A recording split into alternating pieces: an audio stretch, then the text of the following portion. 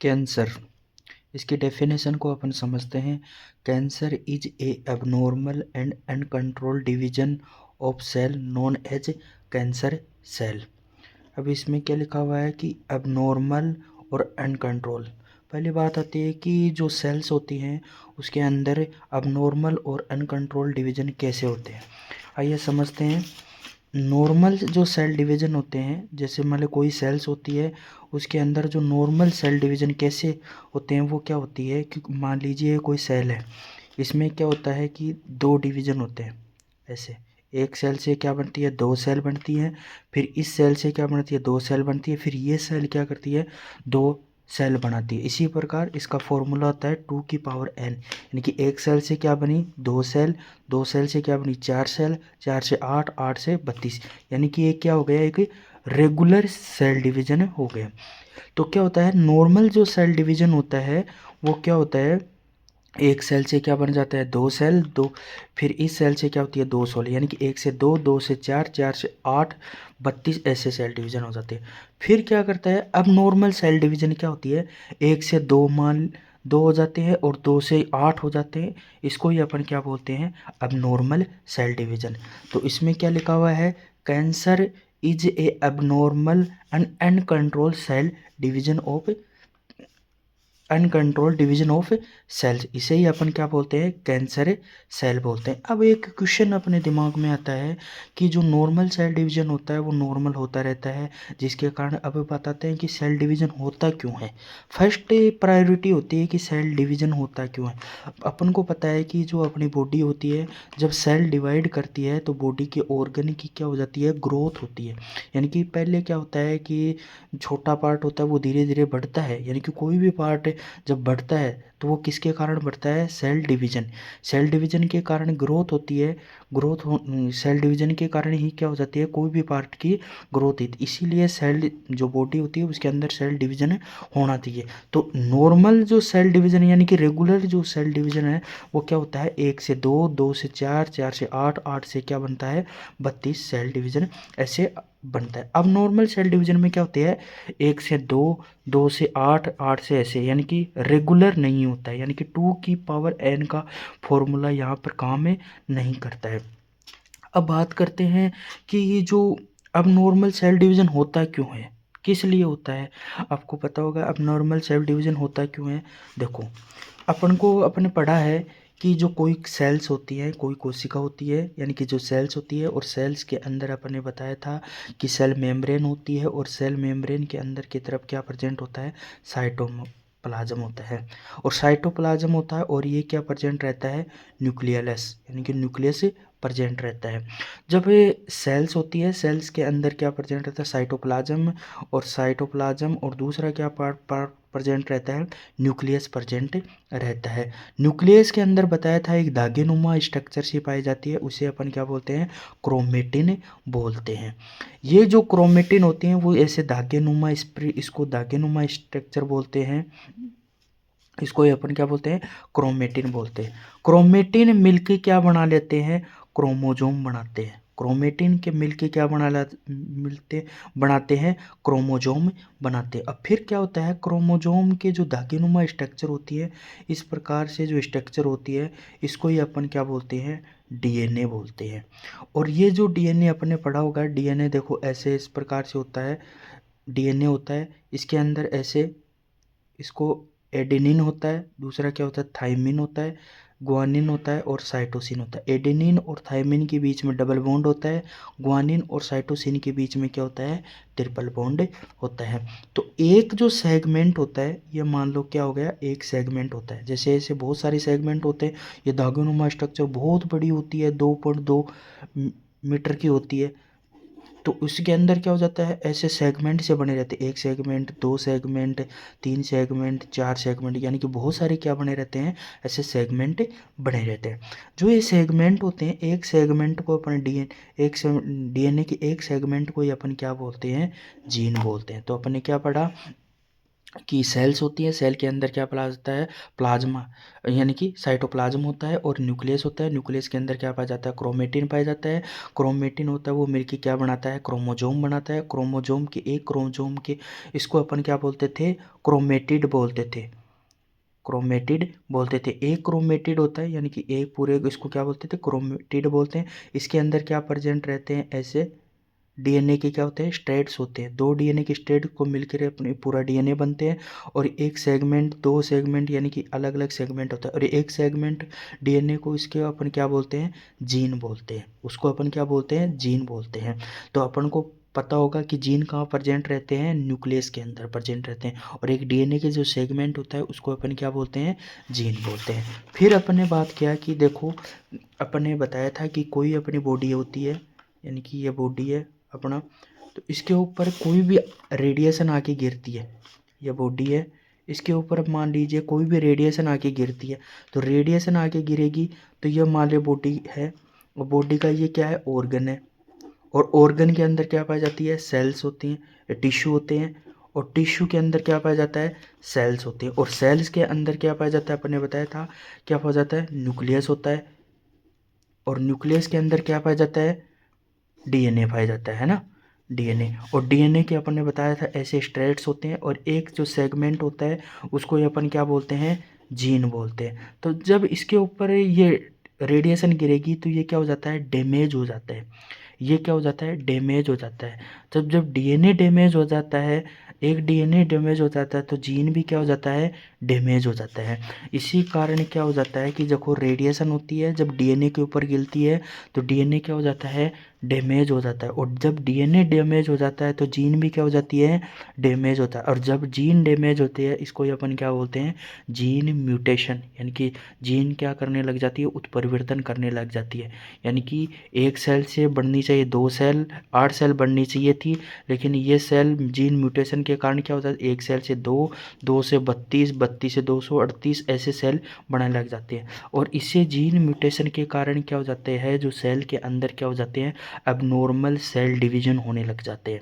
जब कोशिका के अंदर अबनॉर्मल सेल डिवीजन हो जाती है, जैसे मान लो बॉडी होती है, यानी कि बढ़ना तो चाहिए था एकदम नॉर्मल, लेकिन बट अब नॉर्मल सेल डिवीजन होने के कारण क्या हो जाता है, सेल किसी भी दिशा में, ऑर्गन जैसे अदरक होती है, अदरक के कारण क्या हो जाता है, इधर उधर यानी कि क्या हो जाते हैं, डिवीजन हो जाते हैं, अब नॉर्मल सेल डिवीजन होने लग जाती है। तो रेडिएशन डीएनए के ऊपर गिरती है, जब रेडिएशन डीएनए के ऊपर गिरती है तो डीएनए क्या हो जाता है, डैमेज हो जाता है। डीएनए डैमेज होने के कारण क्या हो जाता है, जीन का म्यूटेशन होता है। और जब जीन म्यूटेशन करती है तो क्या हो जाता है, अब नॉर्मल सेल डिवीजन होता है। इसे अपन क्या बोलते हैं, कैंसर बोलते हैं।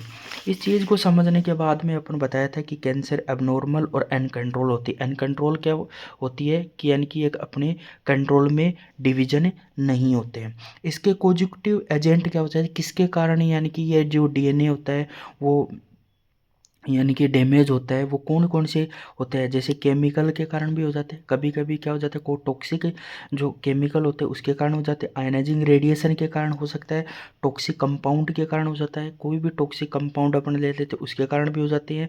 अदर कोई सन फैक्टर, यानी कि जो सन एक्सपोजर होता है, कभी कभी जो सन्स होती है उसके कारण भी क्या हो जाता है, यानी कि कैंसर हो सकता है। अब एक ये छोटी सी टर्म है, इसको अपन समझते हैं कि जो मोस्ट ऑफ जो कैंसर होते हैं, यानी कि जो कैंसर होते हैं वो क्या हो जाते हैं, ट्यूमर जरूर बनाते हैं। कैंसर होता है वो ट्यूमर जरूर बनाता है, कैंसर होता है वो क्या होता है, ट्यूमर होता है। लेकिन हर ट्यूमर कैंसर नहीं होता है। हर कैंसर क्या हो जाता है, ट्यूमर हो सकता है, लेकिन हर ट्यूमर कैंसर नहीं होता है। जैसे अपन मान लेते हैं कि इंडिया है, इंडिया के अंदर राजस्थान हो सकता है, लेकिन राजस्थान के अंदर क्या नहीं होता है, इंडिया नहीं होता। तो अपने समझते हैं एक टर्म होती है कि जो कैंसर के अंदर हर कैंसर ट्यूमर हो सकता है, लेकिन हर ट्यूमर कैंसर नहीं होता है। अब सबसे बड़ा मेन फैक्टर होता है कि ट्रीटमेंट ऑफ कैंसर। अब कैंसर का अपन को ट्रीटमेंट कैसे करना है, इस चीज़ को समझते हैं। तो अपने इसको 3 टाइप से अपन को ट्रीटमेंट करते हैं। जैसे मान लो कोई भी बॉडी होती है, जैसे ये अपना बॉडी है, बॉडी के अंदर मान लो कैंसर हो गया, बॉडी के जब अंदर कैंसर हो जाता है तो उसको अपन ट्रीटमेंट करना होता है। मान लीजिए ये कोई कैंसर है, देखो दो प्रकार के कैंसर होते हैं, एक तो बिनाइन कैंसर होता है और एक होता है मेलिग्नेंट, अपन आगे पढ़ेंगे, और एक होता है मेलिग्नेंट।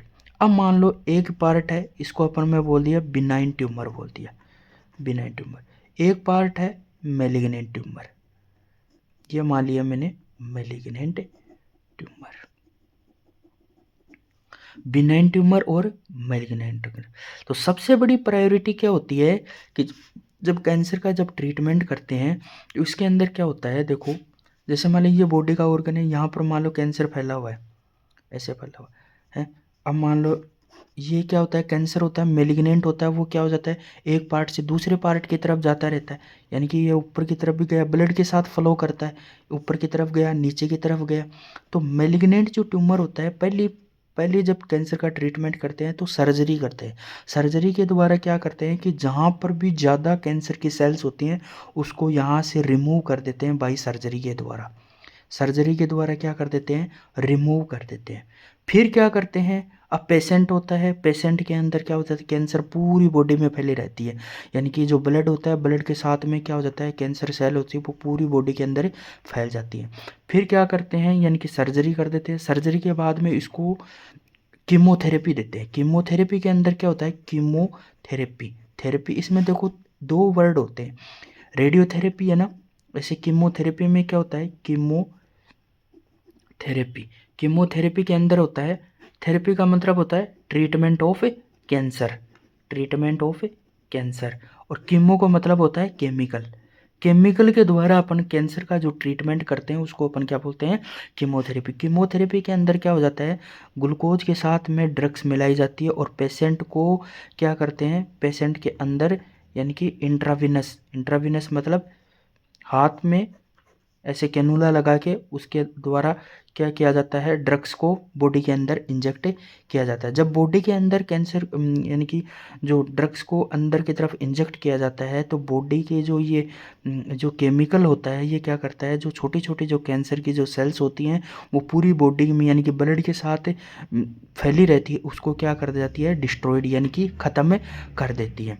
अब आपको पता होगा कि जो कीमोथेरेपी होती है, कीमोथेरेपी में क्या होती है, ड्रग्स होती है, वो डेंजरस ड्रग्स होती हैं, वो क्या करता है, ब्लड के अंदर आता है और ब्लड के अंदर जो छोटी छोटी जो सेल्स होती हैं उसको क्या कर देता है, डैमेज कर देता है। डैमेज हो जाने के कारण क्या हो जाता है, जो बॉडी होती है, पहला कारण तो हो जाते हैं हेयर फॉल होने स्टार्ट हो जाते हैं, यानी कि जो पेशेंट होता है उसके जो बॉडी के जितने भी हेयर्स होते हैं वो क्या हो जाते हैं, गिरने लगते हैं। दूसरे क्या हो जाता है, जो बॉडी का कलर होता है वो धीरे धीरे चेंज होना स्टार्ट हो जाता है, इसको ही अपन क्या बोलते हैं, कीमोथेरेपी।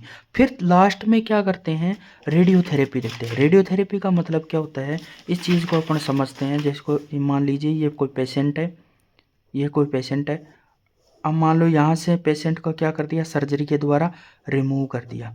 अब क्या करते हैं, यहाँ पर जो कैंसर सेल्स हैं बहुत ज़्यादा संख्या में, इस भाग की अपन सर्जरी कर नहीं सकते, इस पार्ट की अपन क्या नहीं कर सकते, सर्जरी नहीं करती, क्योंकि ये जो जैसे हार्ट के पास में होती है, मैक्सिमम पार्ट तो अपन निकाल दिया सर्जरी के द्वारा, इस पार्ट की अपन क्या नहीं कर सकते, सर्जरी नहीं करते। जब पेशेंट इस पार्ट की सर्जरी नहीं कर सकते तो फिर क्या कर किया जाता है, यहाँ से अपन को रेडिएशन देते हैं, हाई डोज रेडिएशन देते हैं। हाई डोज रेडिएशन देते हैं तो इस पार्ट की क्या हो जाती है कि जो कैंसर सेल्स होते हैं वो क्या हो जाती हैं, ख़त्म हो जाती हैं। और आपको पता होगा क्योंकि रेडिएशन डालते हैं तो इसके पास में क्या होती है, नॉर्मल सेल भी पाई जाती हैं, यानी कि ये कैंसर सेल्स हैं और ये क्या है, नॉर्मल सेल्स। तो कैंसर सेल तो ख़त्म हो जाती हैं लेकिन नॉर्मल सेल्स में क्या पड़ती है, रेडिएशन पड़ती है।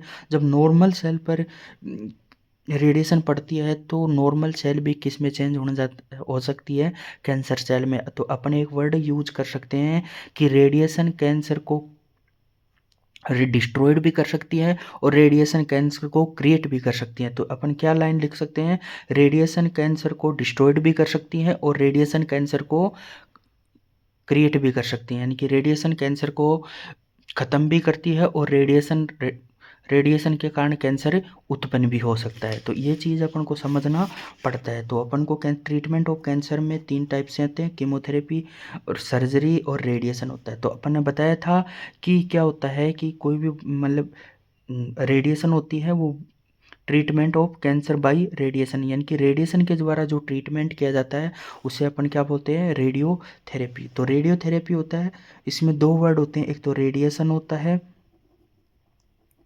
दूसरा क्या होता है, थेरेपी होता है। रेडिएशन का मतलब क्या हो जाता है, रेडिएशन, और थेरेपी का मतलब होता है treatment of cancer, treatment of cancer. अब अपन बताया था treatment of cancer cell by by radiation, radiation के द्वारा जो ट्रीटमेंट किया जाता है उसको ही अपन क्या बोलते हैं, रेडियोथेरेपी। दो वर्ड होते हैं, रेडियो मतलब रेडिएशन, थेरेपी मतलब ट्रीटमेंट ऑफ कैंसर, उसको ही अपन क्या बोलते हैं, रेडियोथेरेपी। अब अपन बात करते हैं, देखो अपन किसी चीज़ का इलाज करते हैं, अपन हॉस्पिटल में जाते हैं तो दवाइयाँ मिलती हैं, उसको अपन क्या बोलते हैं, मेडिसिन। इंग्लिश में दवाइयों को क्या बोलते हैं, मेडिसिन।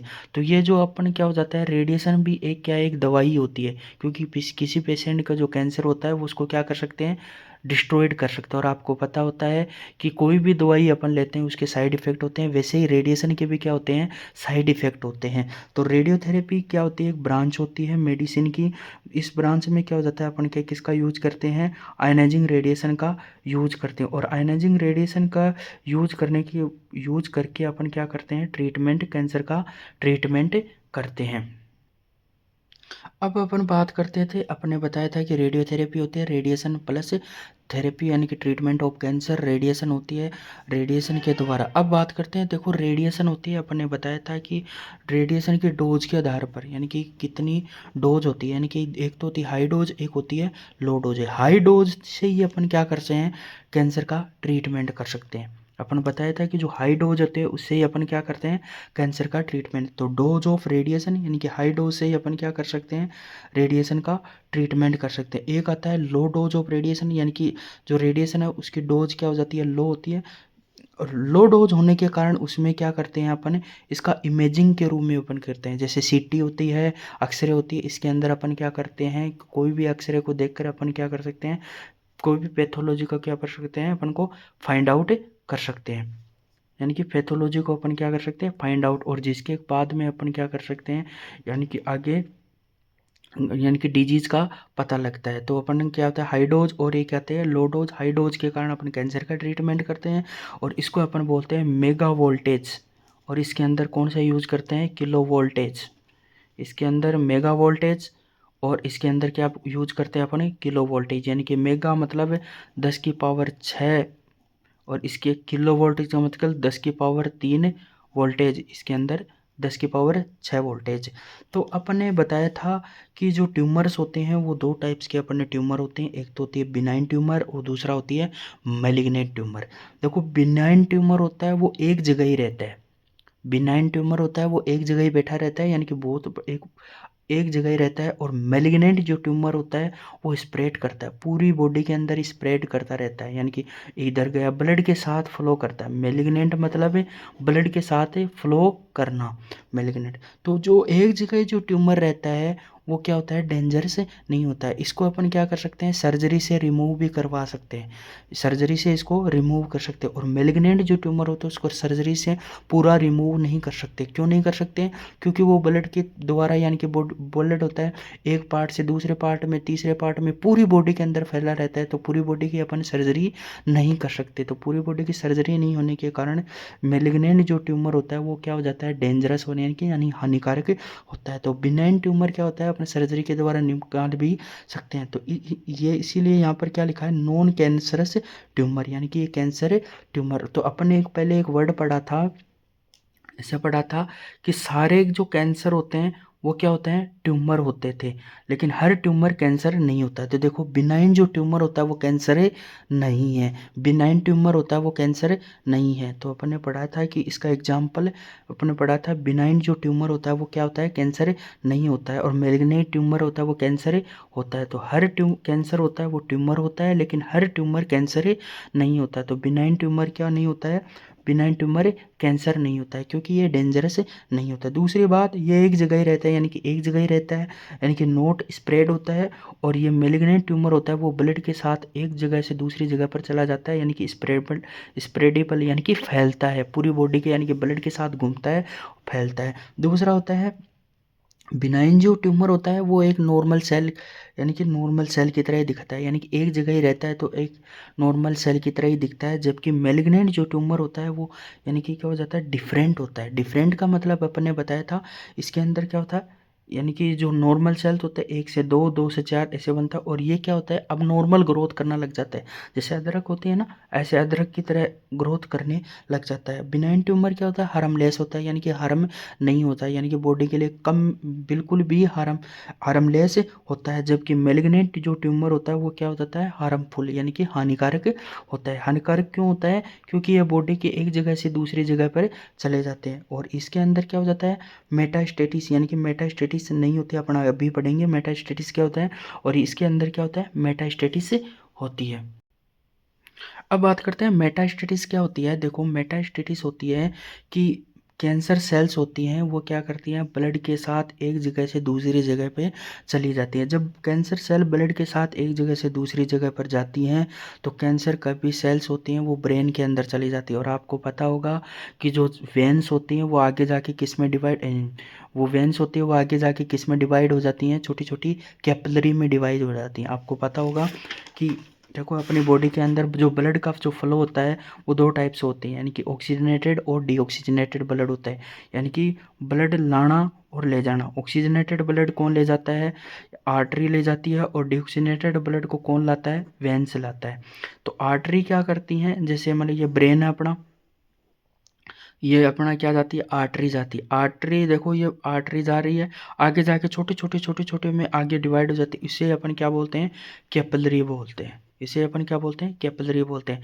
तो यहाँ से क्या होता है कि कैंसर सेल्स होती हैं वो यहाँ से चलकर किसी कैपिलरी के अंदर यहाँ तक चली जाती है। कैपिलरी यानी कि जो छोटी छोटी जो कैपिलरी होती है उसके अंदर आ जाती हैं। जब कैपिलरी के अंदर आ जाती हैं तो ये कि यहाँ पर क्या कर देती है कि बंद सा जाता है, और जिसके कारण बंद हो जाने के कारण ये क्या हो जाता है, नुकसानदायक होता है, यानी कि डेंजरस होता है। तो इसीलिए अपन ने बताया था कि ये मेटास्टेटिस का मतलब हो जाता है एक जगह से दूसरी जगह जाना, यानी कि ब्लड के साथ जो फ्लो होता है उसको ये अपन क्या बोलते हैं, मेटास्टेटिस। और बिनाइन जो ट्यूमर होते हैं वो एक जगह ही रहते हैं, इसीलिए इसके मेटास्टेटिस नहीं होता है। तो अपन का कॉमन टर्मिनोलॉजी को अपन समझते हैं। पहली टर्मिनोलॉजी होती है वो कार्सिनोमा होती है, दूसरी सार्कोमा, लुकेमिया और माइलोमा।